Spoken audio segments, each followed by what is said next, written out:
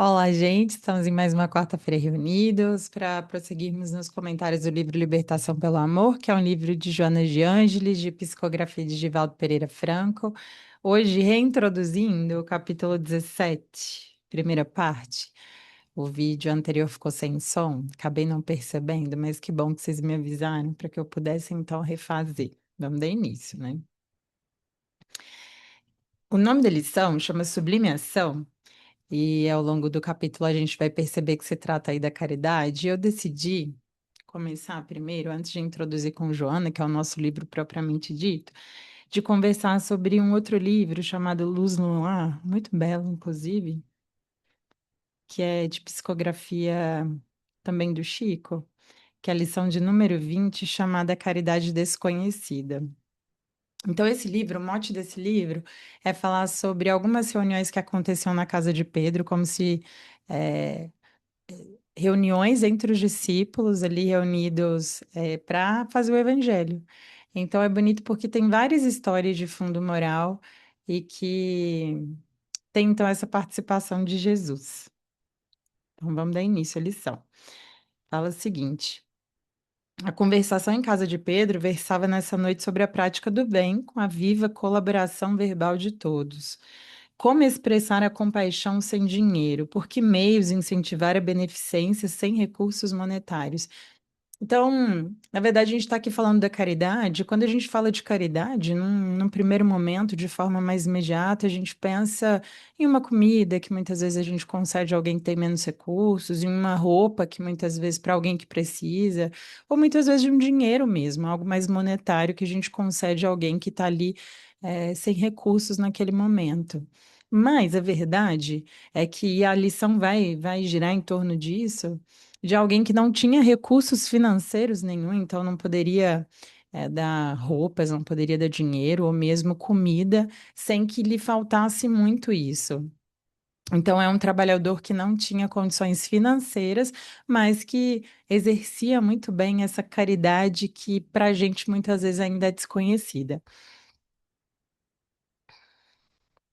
Com essas interrogativas, grandes nomes da fortuna material eram invocados e a maioria inclinava-se a admitir que somente os poderosos da terra se encontravam à altura de estimular a piedade ativa quando o mestre interferiu opinando bondoso. Então, a conversação girava em torno da caridade, que é também a nossa lição de hoje, e os discípulos falavam, bom, já que a caridade é algo mais material, só os grandes seres que têm fortunas gigantescas ou que têm, né, um pouco mais de dinheiro poderiam, então, contribuir dessa forma mais caridosa. E Jesus, intervém e fala: olha, não é bem assim. E aí conta essa história. Um sincero devoto da lei foi exortado por determinações do céu ao exercício da beneficência. Entretanto, vivia em pobreza extrema e não podia de modo algum retirar a mínima parcela do seu salário para socorro aos semelhantes. Mas, em verdade, dava de si mesmo, quanto possível, em boas palavras e gestos pessoais de conforto e estímulo a quanto se achava em sofrimento e dificuldade. Porém, magoava-lhe o coração a impossibilidade de distribuir agasalho e pão. Então, não podia distribuir o agasalho ou o pão, mas ao mesmo tempo era uma pessoa muito generosa, né? Seja com as palavras, seja confortando quando via alguém em sofrimento, seja atuando desse modo mais indireto, nessa caridade realmente muitas vezes invisível ao mundo, né? Não tão palpável. Rodeado de filhinhos pequeninos, era escravo do lar que lhe absorvia o suor. Então já começa falando isso, caridade é também com quem está dentro de casa, é a forma como a gente trata, né, quem está mais próximo de nós, se é com cortesia, se é com generosidade. E muitas vezes nós somos ótimos para o mundo, nós somos pessoas muito agradáveis, muito eh, corteses mesmo com os demais, mas muitas vezes com as pessoas ali mais próximas de nós, o nosso círculo de convivência mais próxima, muitas vezes, até por conta dessa intensidade de convivência, a gente vai deixando, né, de cuidar propriamente desses laços. Então, caridade também é com quem está dentro de casa, não só cumprir os nossos pequenos deveres, que é uma louça, que é arrumar na casa, que é contribuir com os deveres mínimos, né, da organização da casa, mas também, sobretudo, com cada pessoinha que faz parte dessa casa, sabe? De tratá-la com bondade, com tolerância, né? Sendo prestativo, sendo solidário, sendo bondoso, porque afinal de contas, né? Esse lar é esse pequeno refúgio, é essa pequena sociedade, é esse pequeno núcleo. Emmanuel tem uma outra mensagem muito bela que ele fala: olha, se você ainda não consegue amar e servir ainda tão poucas pessoas, como é que você acha que você vai conseguir servir ao mundo? Né? A dizer que sim, começa dentro de casa também toda essa caridade, que seja com atos, seja com palavras, né? Que belo isso. Reconheceu, todavia, que lhe era vedado o esforço na caridade pública, poderia perfeitamente guerrear o mal em todas as circunstâncias da sua marcha pela terra. Olha essa outra face que Emmanuel traz aqui, aliás, que Chico traz aqui, né? Porque é, na verdade, uma psicografia de Naio Lúcio, pelo Francisco Cândido Xavier, que é o Chico, né? Mas o que que ele comenta aqui, né? Guerrear o mal. Então, também é caridoso, também é caridade quando a gente guerreia de todas as formas o mal. Seja aquele que ainda existe dentro de nós, mas sim, é aquele que existe no exterior também, né? Nas circunstâncias, nas pessoas que nos rodeiam. Aí, olha só que interessante, assim é que passou a extinguir com incessante atenção todos os pensamentos inferiores que lhe eram sugeridos. Então, olha que interessantíssimo pensar nessa, que também é caridoso quando a gente observa os nossos pensamentos e fala: olha, isso daqui não vai me levar para um bom lugar, isso aqui não é bacana eu pensar isso das pessoas, eu julgar dessa forma. Essas formas mentais não me fazem bem. Isso é uma caridade conosco também e com o outro, né? Hoje, durante o Evangelho no lar, que eu fiz hoje aqui com a minha mãe, que está por aqui, a gente tirou uma lição muito bela que fala um pouco de fermento e que fala sobre isso, né? Que a gente não percebe muitas vezes, mas que acontece nesse mundo mais sutil, porque a gente ainda está num mundo muito material, que os nossos pensamentos, as nossas palavras, os nossos atos, que eu acho que é um pouco mais visível, mas os nossos pensamentos e as nossas palavras, elas atuam como um fermento. Diz Emmanuel assim: olha, ninguém vive para si. E nós somos o resultado mesmo daquilo que a gente pensa, daquilo que a gente fala e daquilo que a gente faz. E a gente não só fermenta tudo isso na nossa vida, isso não só cresce na nossa vida para o bem ou para o mal, como também afeta as pessoas que nos rodeiam e o mundo todo. Mas é pensar isso, sabe? Se a gente está mais pessimista, a gente vai perceber isso, né? Se a gente está um dia mais desequilibrado, às vezes mais pessimista, preocupado, se a gente se mantém dessa forma, muitas vezes quem está ao nosso lado, mesmo que esteja mais estável, daqui a pouco se vê também levado, se não tem essa atenção um pouco maior, né? Olha, não estou percebendo ali que o outro está numa vibração um pouco diferente, né? Que eu não posso me sintonizar, porque também vou acabar me contaminando com isso, mas muitas vezes a gente é levado, né? Seja pelo outro que está ali num dia mais difícil, mais desafiador, ou a gente leva as pessoas também com o nosso desânimo, com a nossa desatenção de pensamentos e de palavras para estados mentais mesmo, muito negativos. E comenta ele assim, né? Inclusive, é, muitos desses pensamentos e dessas palavras que muitas vezes a gente chega a exteriorizar para o outro, fermenta tanto que causa resoluções muito destrutivas para nós e para o nosso entorno também. Olha que interessante, né? Então,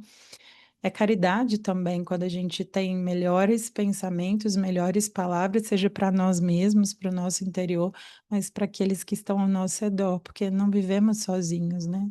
Nós temos o tempo todo mesmo essa nuvem de testemunhas, seja desse lado, seja do outro, né?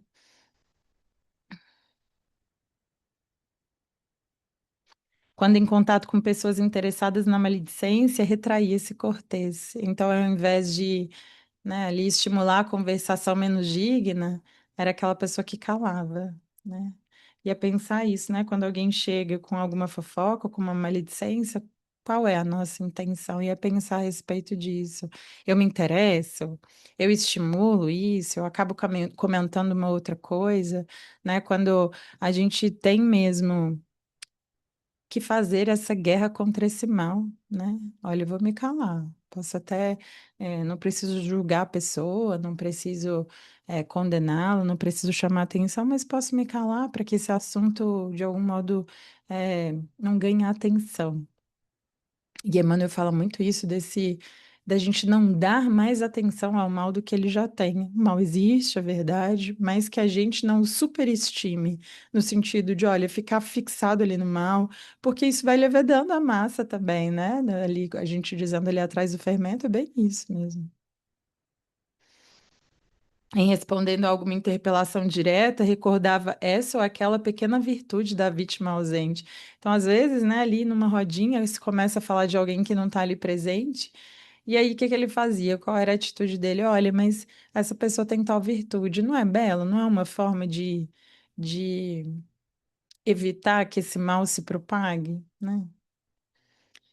Se alguém diante dele dava pasto à cólera fácil, considerava a ira como enfermidade digna de tratamento e recolhia-se à quietude. Então, gente, quantas decisões ruins a gente evitaria na nossa vida se a gente tivesse esse centro interior, seja para que a gente realmente não permitisse que essa raiva e que essa ira tomasse conta de nós, mas também quanto nos seria também bom, seja para nós, seja para o outro, quando, em vendo a desestabilidade do outro, em vendo que está com raiva, que está com ira, que está fora do centro, em vez da gente reagir, que muitas vezes ainda é o nosso comum, que a gente pudesse se manter no centro e o quê? Calasse, né? Para quê?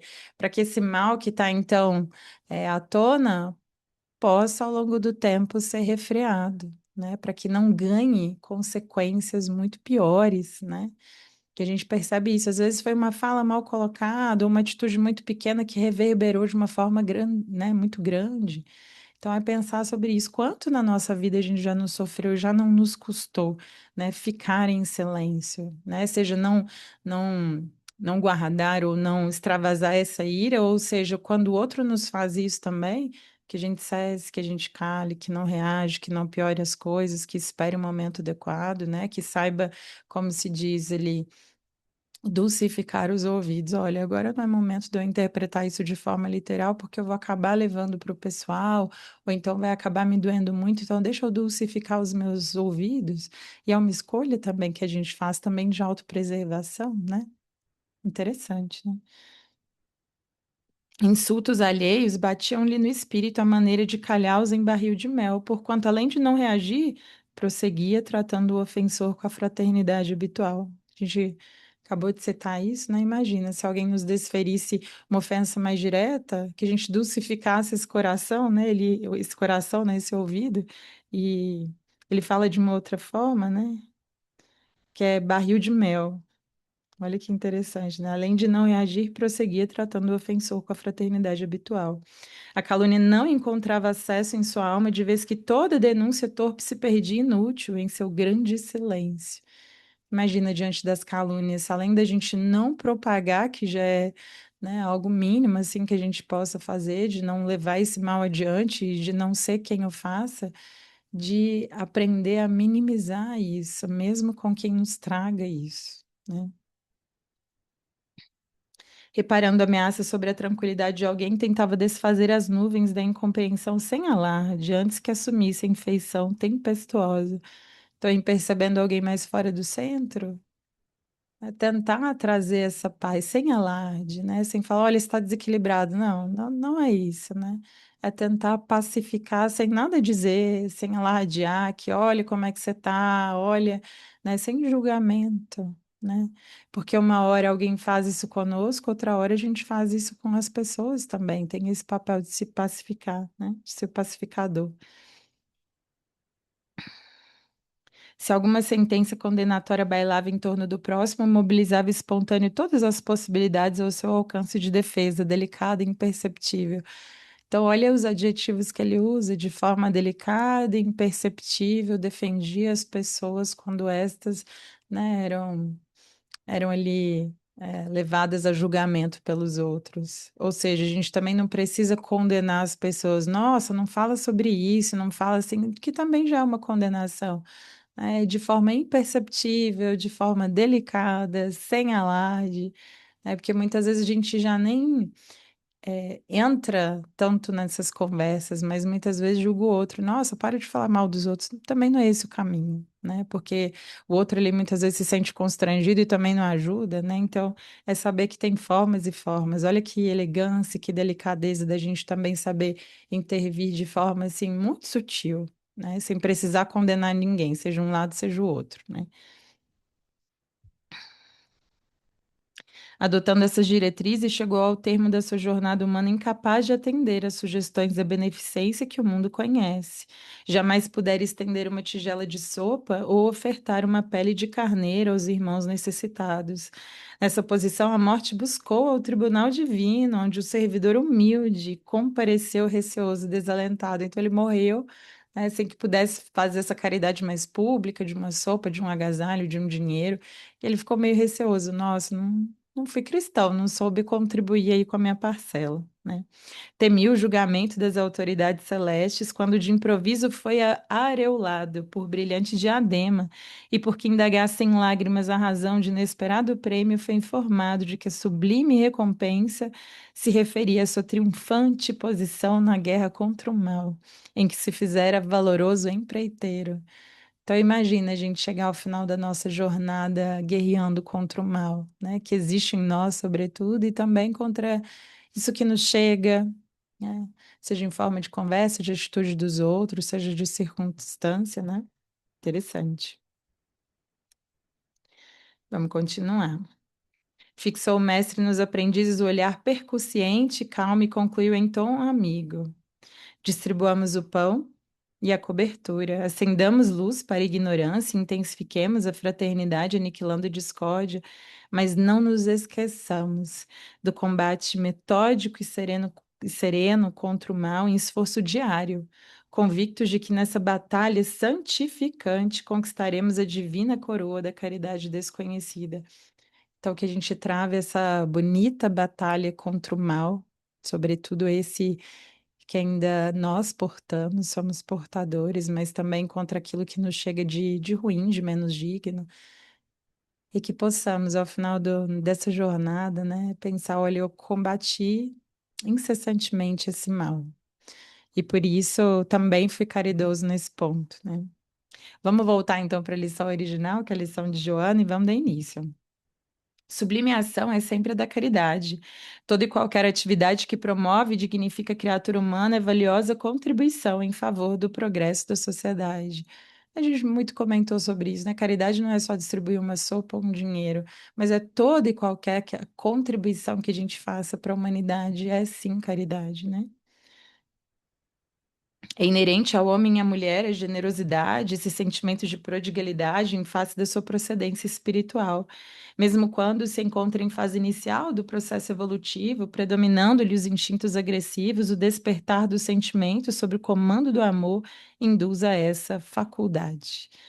Então, é dizer a caridade como virtude mais espiritual, né, do ser mais espiritual já está em latência dentro de todos nós, porque somos seres espirituais, então está em germe dentro de cada um de nós, seja a gente estando em um estágio evolutivo mais primitivo lá no início, ou então já mais um pouco adiantado, né? Inicialmente se apresenta como impulso desconexo, sem lucidez nem profundidade do seu significado, começando a desabrochar e expressar-se de maneira diferente, vitalizando todos os gestos edificantes. Eu me recordei de uma experiência que eu vivi.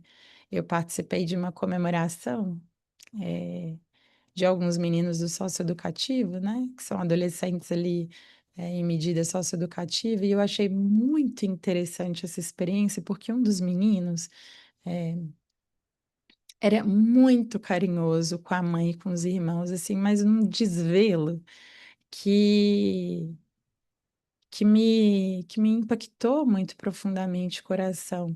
E eu saí de lá pensando isso, sabe? Porque muitas vezes a gente vê atitudes condenáveis nas pessoas e acredita que elas são só isso. Mas é pensar, não, dentro de cada um de nós existe luz e sombra. Para alguns, um pouco mais ainda de sombra, e a luz está ali incipiente, mas é perceber, sabe, em todas as pessoas, em todos os lugares, a gente vai ver o amor, a gente vai ver essa caridade em ação. Eu pensei, caramba, né? Já tem um germe ali desse amor, desse cuidado com a mãe, desse desvelo, desse cuidado mesmo com os irmãos menores, sabe? E eu pensei isso, né? De que seja uma exemplificação mesmo disso que a gente vê nas lições, de que não importa o lugar, não importa a pessoa, há amor ali. Além dela ser amada, né? Mesmo para nós ali sendo a pessoa mais difícil, mais desafiadora, às vezes mais equivocada que a gente conheça, ela não só é amada, como ela também ama, né? Como há também aspectos na vida dela em que essa luz começa a desabrochar um pouco mais, e isso já é belo demais, e isso já é belo demais, é ver isso de que todos nós temos em latência todos esses sentimentos, essas virtudes que ao longo do tempo vão sim sendo aprimoradas, porque cada vez mais, né, seremos mais caridosos, mais generosos, quanto mais em estágio evolutivo mais superior a gente esteja, mas é pensar a graus e graus, e é bonito demais ver esse bem, esse amor crescendo dentro das pessoas, né? Existente já dentro das pessoas. E a generosidade em forma de humanitarismo, no qual a presença solidária favorece a harmonia, o bem-estar, contribuindo para tornar melhor a vida daqueles que lhes são beneficiários. Noutras circunstâncias, surge como atitude compassiva, evitando julgar com impiedade aquele que se envolve em atitudes infelizes, desculpando a ignorância que nele jaz ou o atraso que o conduz sem permitir-lhe uma existência digna. Então, também a caridade, essa generosidade, esse não julgamento, essa verificação da sombra do outro sem julgamento, nessa compreensão profunda dessa luz e sombra de que todos nós temos, e falar, poxa, então não deveria julgar de uma forma tão ferrenha as pessoas. Está todo mundo dando sua batalha, está todo mundo tentando fazer o seu melhor, mesmo que aos nossos olhos ainda seja uma pessoa muito equivocada, né, nas suas atitudes, mas cresce dentro de nós, né? A gente comentou um pouco isso nas lições passadas, cresce dentro de nós um pouco mais essa tolerância, esse não julgamento, porque a gente também vai se percebendo muito frágil, cada vez mais que a gente realmente consegue olhar para dentro de si, a gente vai vendo que ainda é muita fragilidade dentro de nós e que é difícil a mudança. Então, essa tolerância, essa generosidade também vai crescendo um pouco dentro de nós, né? Alonga-se em forma de altruísmo quando adiciona a renúncia e o interesse pela recuperação e promoção do seu próximo, mantendo-se feliz pela oportunidade de auxiliar. Acho que o exemplo clássico são as mães, né? Que é também essa caridade quando a gente aprende a renunciar aos nossos próprios interesses e desejos em prol de algo maior. E a gente vê muito facilmente as mães fazendo isso em relação aos filhos, ou seja, abdicando de tempo, às vezes de trabalho, né, às vezes de noites de sono mesmo, em prol da educação de um serzinho que começa ali os seus primeiros passos, né? Então, um ser humano também mais evoluído, ele começa a fazer essas renúncias, não só no seu círculo pessoal, porque a maternidade é esse ensaio muito bonito e muito intenso dessa abnegação, né, dessas renúncias ao seu eu, aos seus desejos mais imediatos em prol de algo maior, e depois a gente vai sendo capaz de estender isso um pouco mais para laços não tão próximos a nós, né? E daqui a pouco a humanidade inteira, como esses grandes seres, né, que consideravam todos irmãos, essa fraternidade mesmo universal. Engrandece a partir do momento em que descobre a emoção superior que se deriva da ação de socorrer a necessidade do rebelde ou atormentado, passando a educá-lo e edificá-lo, embora ele estorcegue nos cipoais da loucura que se entregou. É o alento que sustenta o ideal de edificar o bem com desinteresse pessoal quando mendram o egoísmo e a insensatez. Ao produzir a abnegação e o devotamento que a sensibilizam, emoldurando seus atos com ternura e amor, avança triunfalmente pelo caminho de serviço e transforma-se na virtude por excelência, a caridade. Então, essa renúncia, esse servir, esse não julgamento, que então se desdobra não só para esses sentimentos, esses pensamentos, mas para um serviço, para algo mais ativo, é o que ela fala que então seria a caridade, né? Quando a gente renuncia ao nosso eu, aos nossos desejos, e serve ao mundo, e atua no mundo, e age, né? Seria então a caridade. A caridade é como uma peregrina luz que necessita de combustível a fim de que continue brilhando, derramando claridade em derredor.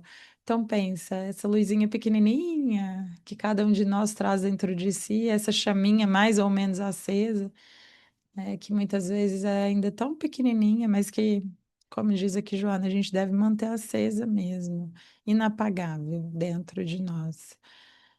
Porque o mundo, as circunstâncias e as pessoas muitas vezes vão sim nos convidar a querer apagar essa chaminha, desanimar muito mesmo, mas que a gente se mantenha com esse compromisso de manter essa chama acesa do bem, de compreender que o bem triunfa sim, ainda que o mal muitas vezes pareça querer dominar, que a gente tenha essa confiança mesmo na vida, nos seres, em Deus, né?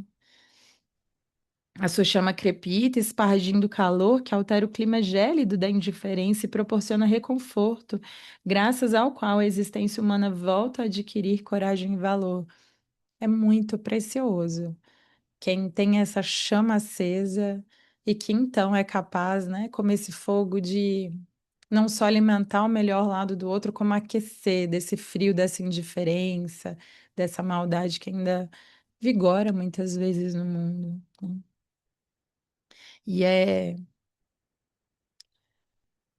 e é realmente comovedor ver ela identificando a caridade como essa chama, porque quando a gente, né, verifica ali uma vela com essa chama acesa, que pode então acender muitas e muitas outras velas apagadas e que não diminui a sua luz, pelo contrário, né? Ela pode então distribuir a sua luz sem deixar de ter uma luz tão brilhante quanto a inicial, distribuindo essa luz, né, para todas as outras velas.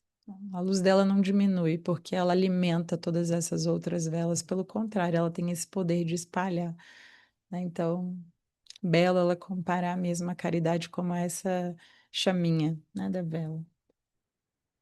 A fim de que alcance o objetivo a que se destina, não pode, porém, prescindir da fé, especialmente de natureza religiosa, pelo conteúdo da espiritualidade que se reveste.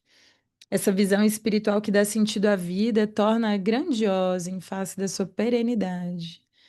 Enquanto se observa a transitoriedade, as modificações que experimentam os seres na sua forma física, material, a convicção a respeito do prosseguimento da vida após o túmulo proporciona uma visão profunda e um significado transcendente para a ação caridosa.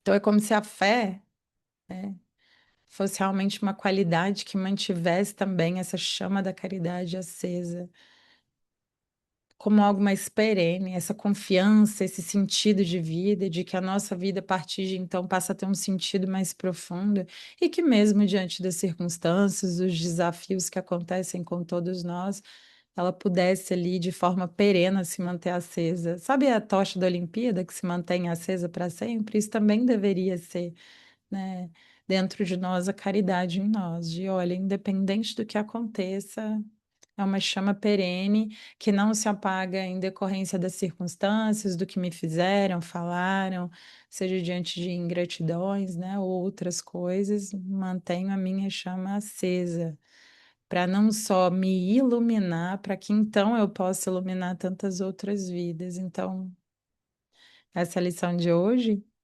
Vou tentar gravar ainda nessa semana a segunda parte, por conta desse problema no áudio do vídeo anterior. Mas agradeço a paciência, agradeço a atenção de vocês, a escuta, viu? Muito obrigada.